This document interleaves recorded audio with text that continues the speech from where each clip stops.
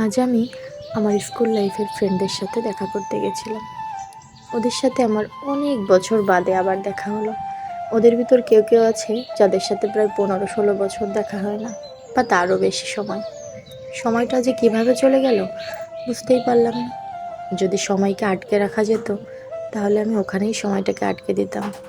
কারণ আমরা এতটা মজা করেছি, এত গল্প করেছি। বেলা শেষ হয়ে যাচ্ছিল, কিন্তু আমাদের গল্প শেষ হচ্ছিল না। কেউ যদি আমাকে বলে জীবনের সুন্দর মুহূর্তগুলো থেকে একটা মুহূর্ত শেয়ার করতে, আমি এই মুহূর্তটা শেয়ার করতে চাই, যেটা আমার সব থেকে প্রিয় মুহূর্ত।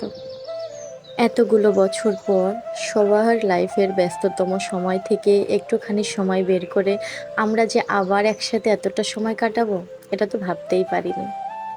আমরা আমাদের সময়টাকে একটুখানি পিকনিকের মতো করে উপভোগ করতে চেয়েছিলাম, তাই বাইরে থেকে কিছু খাবার নিয়ে ওখানে বসেই প্রসেসিং করে আমরা খাওয়া দাওয়া করেছিলাম। জায়গাটা ছিল ভীষণ নিরিবিলি, আর চারপাশের পরিবেশটাও ছিল ভীষণ শান্ত। একদম আমাদের কথা বলার জন্য উপযুক্ত। এটা আমাদের বাড়ির পাশেরই একটা খামার বাড়ি।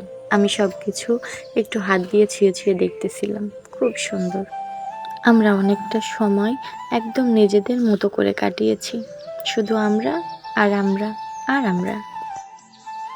এই খামার বাড়িটা যিনি বানিয়েছেন তার রোজের প্রশংসা করতে হয়। তিনি অনেক যত্ন করে এই বাড়িটা বানিয়েছেন। এখানে রয়েছে প্রচুর পরিমাণে গাছ। পুরো পরিবেশটাই একটা সবুজের সমারোহ। প্রচুর ফুল গাছ, প্রচুর ফলের গাছ, দোলনা, বসার জায়গা, আরও নানান রকম অ্যাক্টিভিটিস। যেহেতু আমি অনেক বেশি ফুল প্রেমী, তো প্রতিটা ফুলই আমি হাত দিয়ে ছুঁয়ে ছুঁয়ে দেখতেছিলাম। খুব সুন্দর, মাশাআল্লাহ। অনেক দিন পর বন্ধুদের পেলে না আর সময়ের কোনো খেয়াল থাকে না। কখন যে কথা বলতে বলতে সময় চলে যায়। আমাদের সাথেও তেমনটাই হলো। কথা বলতে বলতে সন্ধ্যা গড়ালো, আর আমরা সবাই বাড়ি ফেরার প্রস্তুতি নিলাম। বাড়ি ফেরার পর ওদের প্রত্যেককে আমি ভীষণ রকমের মিস করতেছিলাম।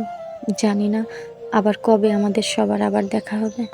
আই উইশ আমাদের খুব শীঘ্রই আবার দেখা হবে, আর আমরা এমন সুন্দর করে আবারও অনেকটা সময় কাটাবো। আমার আজকের গল্পটা এতটুকুই। আমি তোমাদের সাথে আবার কোনো একটা সময় গল্প করতে আসবো।